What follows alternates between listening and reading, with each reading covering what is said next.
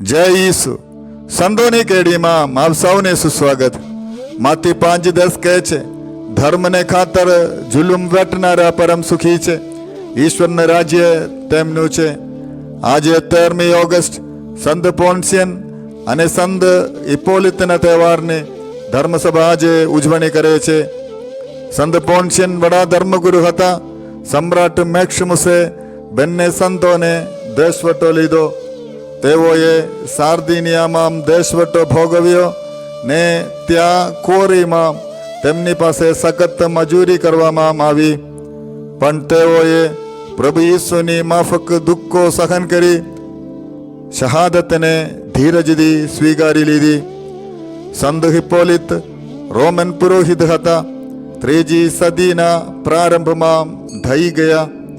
તેઓ જ્ઞાની માણસ અને પ્રારંભિક ધર્મ સભામાં એક મહત્વના ધર્મ વિદ્યાના શાસ્ત્રી હતા. સંત જેરોમ તેમને પવિત્ર અને વક્તા તરીકે સંબોધતા હતા. તેમણે પવિત્ર શાસ્ત્ર અને પ્રેષિતોની પરંપરા ઉપર વિવેચન લખ્યું.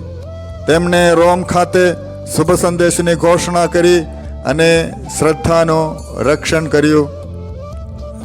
હે પિતા પરમેશ્વર, આપણા આધ્યાત્મિક જીવનની એક એક ક્ષણ કષ્ટો સહન કરવાની સંત પોન્સિયન અને સંત હિપ્પોલિતની શક્તિ જોઈને અમારી ભક્તિ વધો ને અમારી અસ્થિર શ્રદ્ધા સ્થિર બને એવી કૃપા વરસાવો.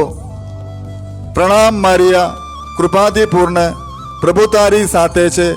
ભાગ્યવંત તું સ્ત્રીઓમાં અને ભાગ્યવંત તારા ઉદરનું ફળ ઈસુ. એ પવિત્ર મારિયા, પરમેશ્વરની માં, અમો પાપીઓને વાસ્તે વિનંતી કર, હમણાં અને અમારા મોતની વખતે. આમીન.